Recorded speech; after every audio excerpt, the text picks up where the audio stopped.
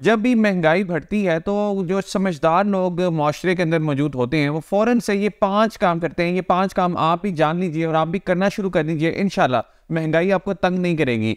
पहला काम तो आप ये करना स्टार्ट करें कि आप इमरजेंसी फ़ंड अपना सेट कर लें। अब ये इमरजेंसी फ़ंड क्या होता है, आइए आपको समझाता हूँ। बेसिकली होता क्या है कि जब भी कोई इमरजेंसी खुदा न खास्ता हमारी ज़िंदगी में आती है, फॉर एग्जांपल अगर कोई हमारा सेहत का मसला है, कोई ऑपरेशन करवाना है या कोई बिजली का बिल हमें एक्स्ट्रा ऑर्डिनरी ज़्यादा आ गया है, तो होता क्या है कि हमें समझ नहीं आता कि हम इसको मैनेज कैसे करें। हम फ़ौरन से अपना बजट देखते हैं और बजट में भी हमारे पास उतने पैसे होते नहीं हैं। तो फिर हम सबसे पहले क्या करते हैं कि हम अपने करीबी रिश्तेदारों को या दोस्तों से बात करते हैं और उनसे कहते हैं कि हमारी प्लीज़ इसमें हेल्प कर दें।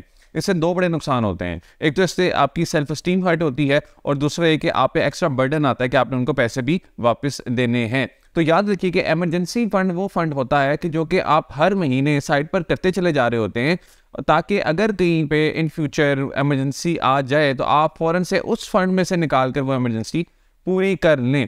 अब इमरजेंसी फंड के अंदर कितने पैसे रखने हैं, यानी कितने पैसे आपको हर महीने साइड पर रखने हैं, ताकि अगर इमरजेंसी हो या ना हो आपने वो पैसे साइड पर रखने हैं ताकि इमरजेंसी के वक्त आपको वो काम दे सकें। अब वो पैसे कोई 2 से 3 हज़ार भी हो सकते हैं, वो पैसे 30,000 रुपये भी हो सकते हैं। Depends on your income. अगर आपकी इनकम ज़्यादा है तो आप उस हिसाब से उसका तकरीबन कोई 30% के करीब आप अपना साइड पर इमरजेंसी फंड रख लें। और अगर आपकी इनकम बहुत कम है तो उसमें आप इवन 2,000 3,000 भी रख सकते हैं, जो कि इमरजेंसी के लिए होगा। अब आप अंदाज़ा करें कि अगर आप हर महीने कम से कम 2,000 रुपये भी इमरजेंसी फंड में डाल रहे हैं, यानी इमरजेंसी फंड से मुराद है कि कहीं पर भी आप साइड पर रख रहे हैं या कोई ऐसा बैंक अकाउंट आपने रखा हुआ है कि जिसको आप यूज़ नहीं करते और उसको सिर्फ आप इमरजेंसी फंड के लिए ही मखसूस कर दें, तो वहाँ पर अगर आप 2,000 रुपये भी अपने महाना डाल रहे हैं तो सालाना वो कितने बनते हैं, वो 24,000 रुपये बनते हैं। और अगर आप 5,000 रुपये मैनेज करने में कामयाब हो जाते हैं, साइड पर रखने में कामयाब हो जाते हैं, तो वो आपके सालाना 60,000 रुपये बनते हैं। 60,000 रुपये आपके इमरजेंसी फंड में होंगे। और आप तसव्वुर करें कि अगर आप हर महीने ये रूटीन रखते हैं तो आप कितने पैसे अपने इमरजेंसी फंड में जमा करने के लिए कामयाब हो जाएंगे। अच्छी खासी अमाउंट आपकी इमरजेंसी फंड में पड़ी होगी ताकि आप पे बर्डन नहीं होगा। होता क्या है कि जब ये इमरजेंसी फंड साइड पर हो जाता है तो जो दूसरा हमारा मेन बजट होता है हमें उसमें फिर टेंशन नहीं होती, क्योंकि हम जब अपने बजट को देखते हैं, अपने बैंक अकाउंट को ओपन करते हैं, तो जितने भी पैसे होते हैं हमें लगता है कि इसी में हमें गुजारा करना है और यही मेरा टोटल असासा है, और आप उसी में से फिर गैर ज़रूरी चीज़ों पर भी खर्च करते हैं। तो जब एक फ़ंड साइड पर पड़ा होगा तो आपके माइंड में वो फ़ंड अक्सर आएगा भी नहीं और आप उसको जहन से भी निकाल देंगे, तो वो पैसे तो साइड पर होते चले जाएंगे और फिर आपने उसी मेन बजट में से अपना सारा घर चलाना होगा। तो इससे आप बच जाएंगे गैर ज़रूरी चीज़ों पर इन्वेस्ट करने से भी। दूसरे नंबर पे जो इर्रेगुलर एक्सपेंसेस होते हैं उनके लिए भी आपने काम करना है। अब ये इर्रेगुलर एक्सपेंसेस क्या होते हैं, आइए ये भी जान लीजिए। फॉर एग्जाम्पल, अगर आपने हर साल के बाद आपका प्लान होता है कि आपने दूसरे शहर सैर के लिए जाना है, या आपने टैक्सेस ज़्यादा हुकूमत लागू कर दिए हैं तो उनके साथ डील करना है, या फिर किसी की बर्थडे है या एनिवर्सरी है, आपने गिफ्ट्स लेने हैं, तो ये वो कुछ इर्रेगुलर एक्सपेंसेस होते हैं। इवन अगर आपके घर में कोई मुरम्मत का काम आ जाए तो वो आपने करवाना है, तो ये इर्रेगुलर एक्सपेंसेस हैं कि जिनके बारे में भी आपने पहले से प्लानिंग करके रखनी है। और इसमें भी आपने अगर आपको पता है कि साल में कोई 3 से 4 इस तरह के इवेंट्स आ जाते हैं जिसमें आपका एक्स्ट्रा ज़रा खर्चा होता है, तो आप उसके लिए भी पहले से पैसे साइड पर करते चले जाएं। ये कोई एक साइड पे आप गल्ला रख सकते हैं, उस गल्ले के अंदर आप ये पैसे डाल सकते हैं, या फिर आप उसको डिजिटली भी रख सकते हैं। आप अगर जैज़ कैश या इजी पैसा का कोई आपने अकाउंट बनाया हुआ है तो वहाँ पर भी आप हर महीने कुछ पैसे रख सकते हैं, अगर आप अपने बैंक अकाउंट को यूज़ इस मकसद के लिए नहीं करना चाहते। अगर आपके 3 से 4 बैंक अकाउंट्स हैं तो आप एक बैंक अकाउंट को इमरजेंसी फंड के लिए मखसूस कर दें, एक बैंक अकाउंट को आप अपने इर्रेगुलर एक्सपेंसेस के लिए मखसूस कर दें। इससे भी आप पर सडन एक बर्डन नहीं आएगा। तीसरे नंबर पे आपके पास लिस्ट होनी चाहिए शॉपिंग करने से पहले। जब भी आप किसी शॉपिंग मॉल में जाएं, जब भी डिपार्टमेंटल स्टोर में जाएं, जब भी किसी शॉपिंग सेंटर में जाएं, तो एक लिस्ट लेकर जाएं। आप अपने मोबाइल फ़ोन में भी वो लिस्ट बना सकते हैं, क्योंकि होता क्या है, जब भी हम शॉपिंग करने के लिए जाते हैं तो जो चीज़ हमें तब अच्छी लग रही होती है उस चीज़ को हम पकड़ के साइड पर रख लेते हैं और उसको हम डन कर देते हैं। तो होता क्या है कि उस वक्त तो वो चीज़ हमें अच्छी लग रही होती है, मगर घर जाके हमें उसकी कदर नहीं होती, हमें उसकी ज़रूरत भी महसूस नहीं हो रही होती। क्यों? क्योंकि वो हमारा इम्पल्सिव एक डिसीजन होता है। हमने वो चीज़ वहाँ से लेनी होती है और फिर हम रिग्रेट करते हैं, पछतावा होता है कि हमने ये चीज़ क्यों खरीदी, उस पर पैसे अच्छे खासे हमारे वेस्ट होते हैं। और ये आप अगर रिवाइंड करें अपने तमाम विजिट्स जो कि आपने शॉपिंग मॉल के किए हैं, आपको याद आ जाएगा कि कितनी दफ़ा ऐसा हुआ होगा कि आपने गैर ज़रूरी चीज़ें खरीद ली हों।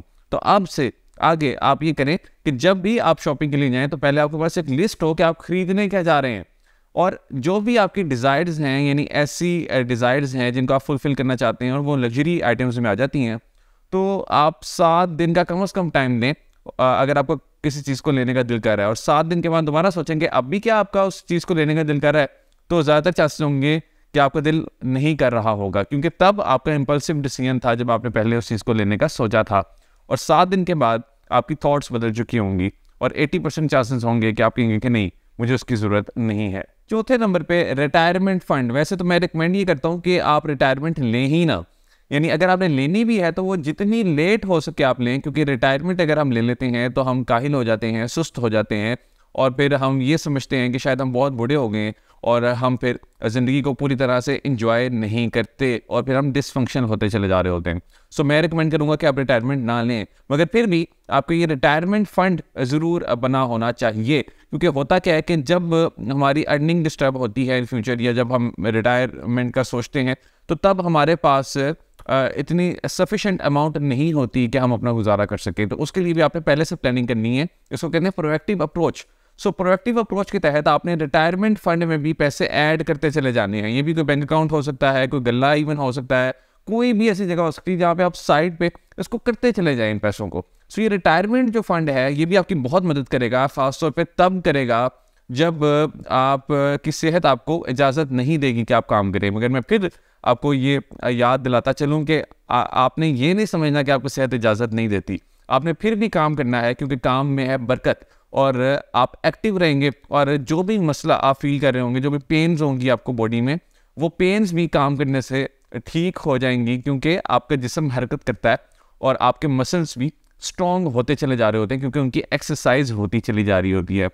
5वें नंबर पे आपने अपने माइंड में ये रखना है कि जब भी महंगाई आए तो उन लोगों को ज़रूर आपने याद रखना है कि जिनकी इनकम बहुत बुरी तरह से मुतासर हुई है, क्योंकि हमारे माशरे में ऐसे लोग भी होते हैं कि जो कि कहीं पे जॉब कर रहे होते हैं और उनकी सैलरी नहीं बढ़ती। बेशक जितनी मर्जी इन्फ्लेशन आ जाए, जितनी मर्जी महंगाई हो जाए, मगर उनकी सैलरी उतनी की उतनी ही रहती है। तो ख़ास तौर पे इन लोगों को आपने ज़रूर माइंड में रखना है, और जितनी आप इनकी हेल्प कर सकें उतना अच्छा होता है। और ख़ास तौर पे आप इनको कोई स्किल भी सिखा सकते हैं, कोई हुनर भी सिखा सकते हैं, ताकि वो अपने पाँव पे भी खुद खड़े हों और वो एक्स्ट्रा ऑर्डिनरी एफर्ट्स करके भी अपने हालात बेहतर करें।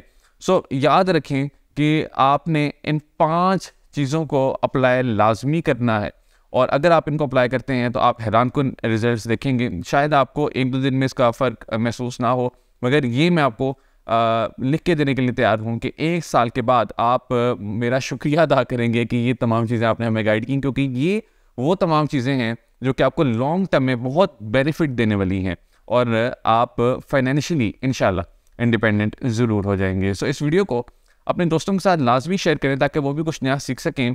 अगर आप फेसबुक पर हमारा पेज देख रहे हैं तो अभी फॉलो कर लीजिए, और अगर यूट्यूब पर देख रहे हैं तो अभी हमारे चैनल को सब्सक्राइब कर लें। All the best.